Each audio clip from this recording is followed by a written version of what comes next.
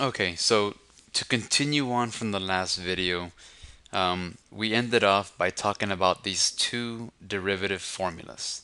One produces a derivative value, the other one produces a derivative function. But for the next page, we're going to be using the alternate form definition to test if a function is differentiable at a certain point. So, example number one. Use the derivative alternate form of the derivative to find the derivative at x equals c. Here's my c. C is 3. And then it says if it exists. Okay, so that sounds scary already. So let's go ahead and backtrack.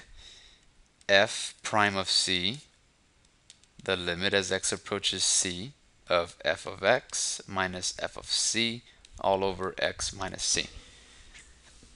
So that's my alternate form. Let's go ahead and apply it to this function.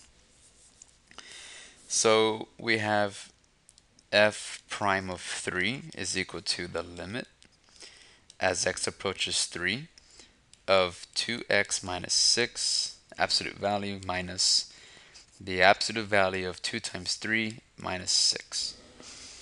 Pretty much this second part is my f of 3. Okay, notice that I have to plug in a number here and a number here. So let me do the bottom part, x minus 3.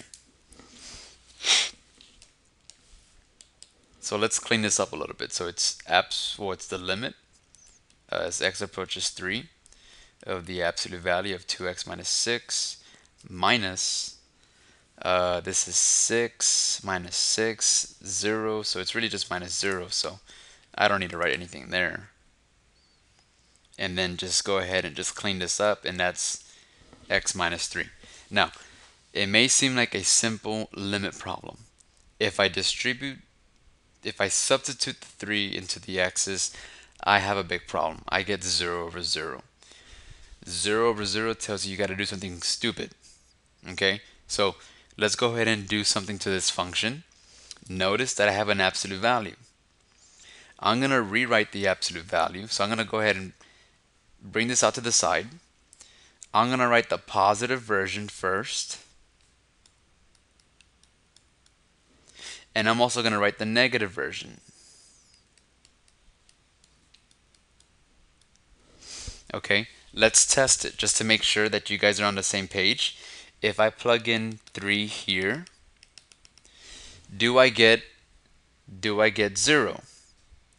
And 2 times 3 minus 6 is 0. Yes. Let's choose another number. For example, let's choose 4. Okay, because I'm only dealing with numbers greater than 3 and 3. If I plug in 4, do I get a positive number? I get 4 times 2 is 8 minus 6 is positive 2. Yes. Okay, so that checks out. Let's check the bottom part. If I plug in a number less than 3, let's say 2, in here, I should get another positive number. So let's test it. 2 times 2 minus 6, that's a negative 2. With a negative on the outside, that's a positive 2. So it looks like every number I plug in, the absolute value I still get a positive, which is the absolute value. So I'm going to rewrite this limit. Remember that a limit without a plus or a minus means from both sides. But I'm going to get clever here. I'm going to write this as the limit as x approaches 3 from the right and the limit as x approaches 3 from the left. Now, you have to decide which is my left function and which is my right function.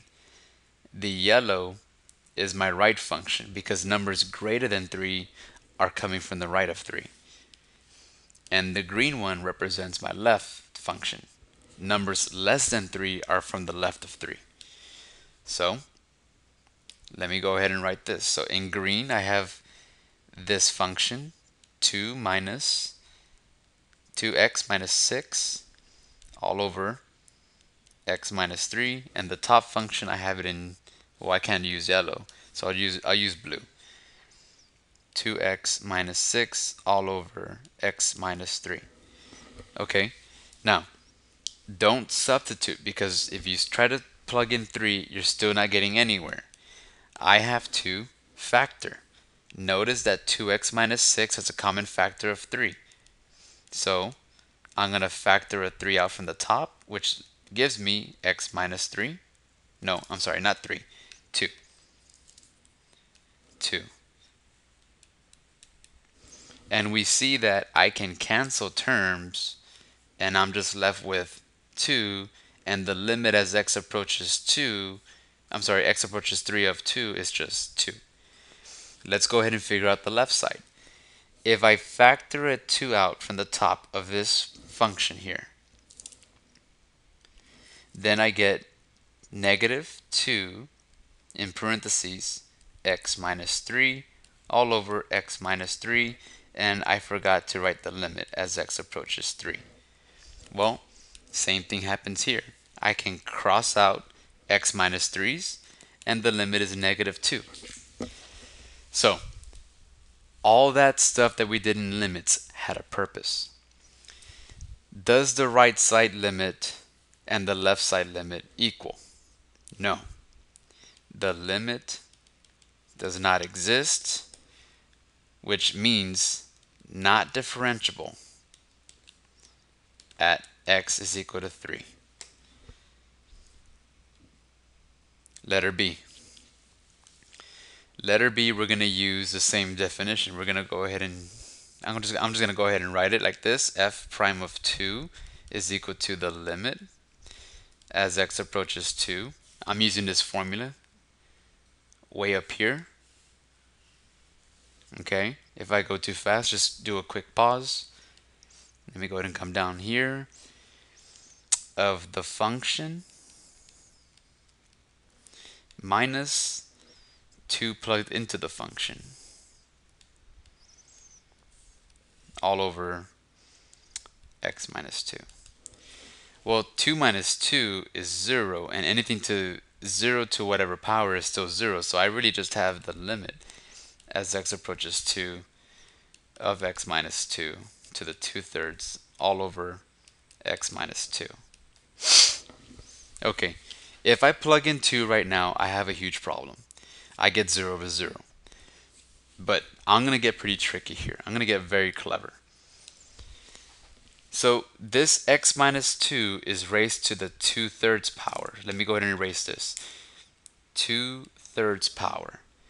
What is the power of the x minus 2 in the denominator? It's an imaginary one. You learned this in pre-cal and algebra 2 that anytime you have a base with a power over the same base but another power, you keep the base but you subtract the exponents, and that's what I'm going to do here. The limit as x approaches 2 of x minus 2, keep the base, now subtract the exponents, 2/3 taken away from a whole, which gives me a negative 1/3, so it's the limit as x approaches 2 of x minus 2 to the negative 1/3, which is the same thing as the limit as x approaches 2 of 1 over x minus 2 to the positive 1/3. Anytime you have a negative exponent, it just means that this becomes the denominator and you keep the exponent but as positive. Now let's go ahead and plug in 2, and we have a big problem. I get 1 over 0, so not differentiable because the limit does not exist.